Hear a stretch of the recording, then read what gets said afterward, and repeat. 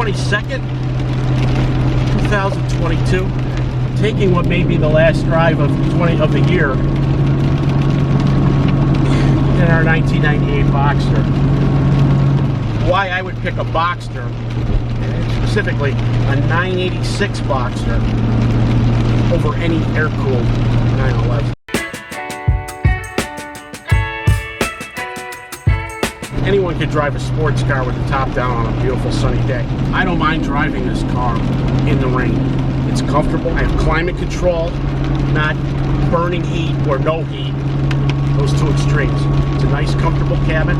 In the summertime, even when the temperature is approaching 100 degrees, I have real working air between the 16-inch standard rims that I kept on this car, the factory Recaro seats.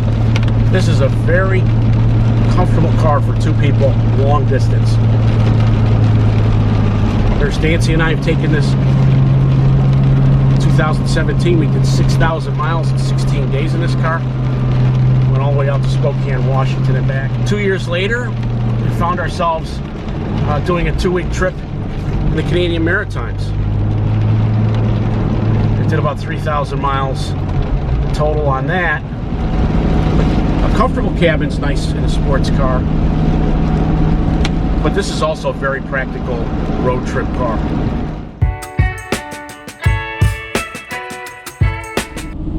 Number 2, storage space. It's one thing to have a comfortable cabin, good climate control, and comfortable seats. What good is that if you can't take anything with you and go anywhere beyond, down the street for a cup of coffee? The Boxster features, because of its mid-engine design, the engine's right behind me right now, it features 2 storage spots, a 5 cubic inch frunk and a 5 cubic foot rear boot. So between those two, a couple can not only enjoy this car in comfort, but they can do it on long distances. Typically, Nurse Nancy will get all of her stuff in the back,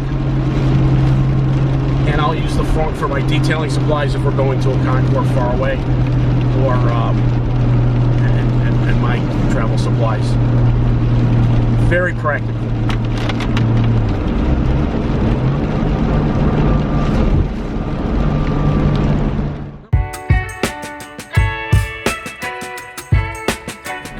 Number 3, mid-engine design. This car, the original Boxster, was heavily influenced styling-wise by the 550 Spider. But that car, unlike the 356s of the time, was a mid-engine design. And while the 911 has enjoyed tremendous racing success, it's gotten to the point now that even the factory race cars, the factory 911 race cars, are mid-engine. They've actually moved up the engine. Mid-engine design is just a superior design. It's just been proven over many years on racetracks and even on the street. A mid-engine design is the best handling. The combination of the flat 6 with it just behind me here over the rear axle line makes this a tremendous handling car. Unlike a 911,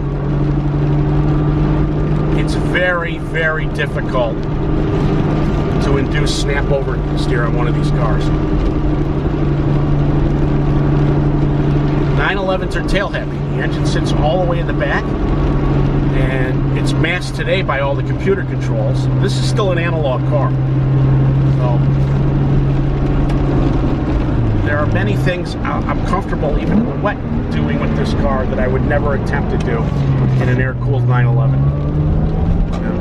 The roads are pretty slick today, so I can't take it easy. But one thing I would do on this car that I would not do in a 911 is lift during a turn. You make a commitment in that car, because if you're going pretty fast and you lift, the back end will come around. So this is a much more controllable car. I feel comfortable where Stancy can get in it and drive it comfortably at speed.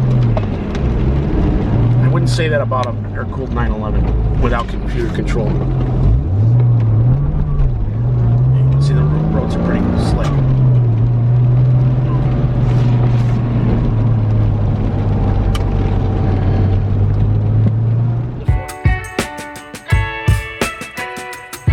Fourth thing I really like about a Boxster over an air-cooled 911 is this little thing right here, the shifter. The factory shifter in this car is not bad. It's a very good shifter. Much more control considering it's a cable design. Yeah. I recently had the opportunity to drive a 911 SC. It was really a step backwards in terms of the shifter design of that car. It reminded me of my Volkswagen Beetle, I have to admit. Granted, the car was, what, 40 years old? It's just a woefully vague shifter that's putting it nicely. There's a reason why you see a lot of aftermarket companies making a better shifter. I've heard of too many stories where somebody blew out their engine in a 911 because they hit the wrong gear coming through a turn, downshifting in a turn. You don't hear those stories on Boxster. The 5th Pro is value. We bought this car 6 years ago. Even though I've added nearly 50,000 miles to the car, at this point I probably could break even and sell it for 10. How many classic cars can you say that you spent a half a decade, put mileage on it, and can sell it for what you paid for it? But during that time, I've only done one tune-up, of course, annual oil changes. Besides tires, batteries, and brakes, the only major thing I've had to do with this car is at 100,000 miles, I made the decision to completely rebuild the suspension. So even though this car has almost 112,000 miles on it, the suspension is only 12,000 miles old. So this is a nice handling car, like the day it left the factory.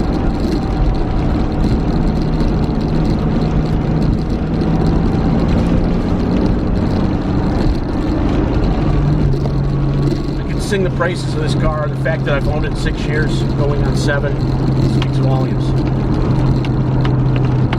No car's perfect, I'll be the first to admit that. What don't I like about the car? Well, the plastic rear window. I do not like driving the car at night with the plastic rear window, and you also have to be very cognizant of what you're doing, because even looking at the plastic rear window the wrong way could lead to scratches and it fogging up. So I take special precautions. I have a special thing that I put on the window before I do the famous karate chop, because the window folds on itself in this original design.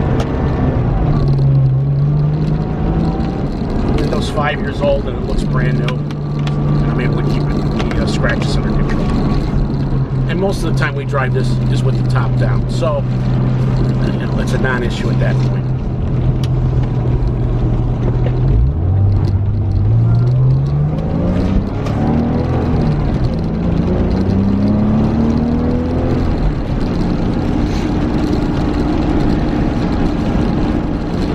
Access.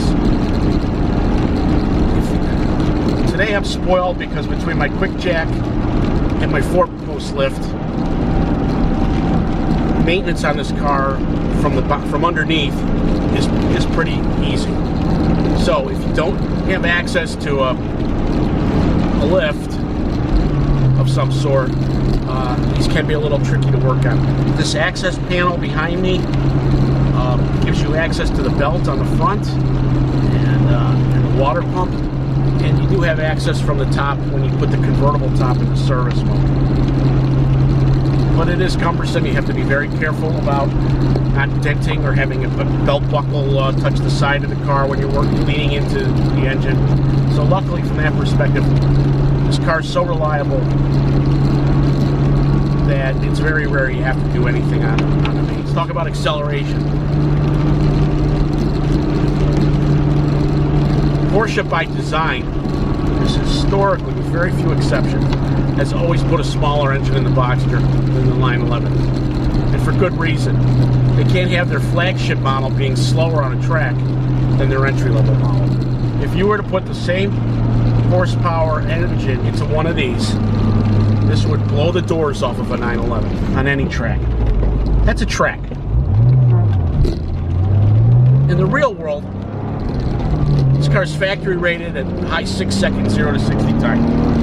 Most air-cooled 911s, I'm going to say pre-993 911s, are in that range, maybe a second faster. 1001, one Mississippi. On the racetrack, that's an eternity. But on everyday driving, or if you're doing a Porsche trek, or these country roads where I have 2 or 3 people ahead of me, it's inconsequential. Yeah, I would be slower on the track with this car, no doubt about it. It's very rare that I wish I had more power in this car. And if it's really that big of a deal to you, I would highly recommend you look at buying a Boxster S if you're considering a 986.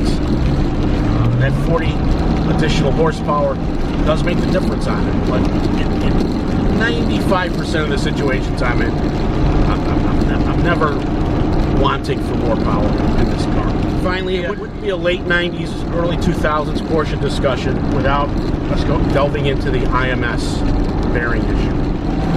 When Porsche launched its water-cooled Boxster and 911 replacements in the late 90s, they had to develop a new engine around it. But one of the things that they ended up doing was coming up with what's known as the intermediate shaft that runs the length of the engine, driven by the crankshaft, and that drives the chains needed to run the double overhead cams on these engines. Certain models end up having a problem. Had a problem with the IMS bearing failing. It would eventually lose lubricant, and it fails, and without warning, it would destroy it, and it basically the engine self-destructs. A lot of hype on the internet about that. You have to take this with a pragmatic approach. My car is a 98, and it has the original 2.5 liter engine in it with its original IMS bearing. The early Boxsters with the 2.5 liter, that's from 1997 to early 1999, feature a double roller IMS bearing. And my understanding is it's a less than 1% failure rate. There's also a lot of anecdotal evidence that cars that were baby, not driven hard, with very low mileage, tend to have a higher failure rate with the IMS. All right. Any pre-1999 car with the 2.5 liter, it's not an issue. This car had its original clutch replaced at 58,000 miles. I'm now at 112. The clutch is worn a little bit, but it still feels good. When I go to do a clutch, we will do an IMS bearing replacement on it. Just as since we're already in there, the marginal cost, the labor is nothing at that point. It's just the cost of the IMS kit. So it just makes sense to do it then. My hunch is I'm going to pull that bearing out and find nothing wrong with it. I hope I'm right about that for now. So if you're considering buying a Boxster, pre-1999 2.5 liter, don't worry about the IMS. And generally what you're finding is it's been so many years since there's been this IMS solutions out there that many people have done the conversion in their cars. Should be interested to see what kind of comments I get. This is just one person's opinion. It's mine, and you can choose to either accept it or argue with me. All I know is if it's a sunny day in the 90s and it's too hot to have the convertible top down, I'd rather be driving a Boxster than an air-cooled 911. If it's 40 degrees and raining, I'd rather be driving this Boxster than an air-cooled 911.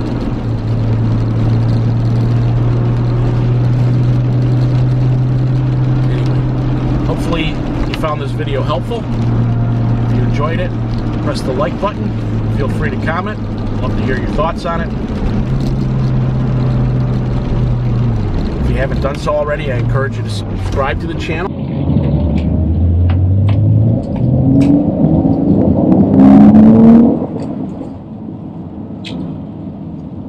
Thanks for watching. Have a great day, and we'll see you soon.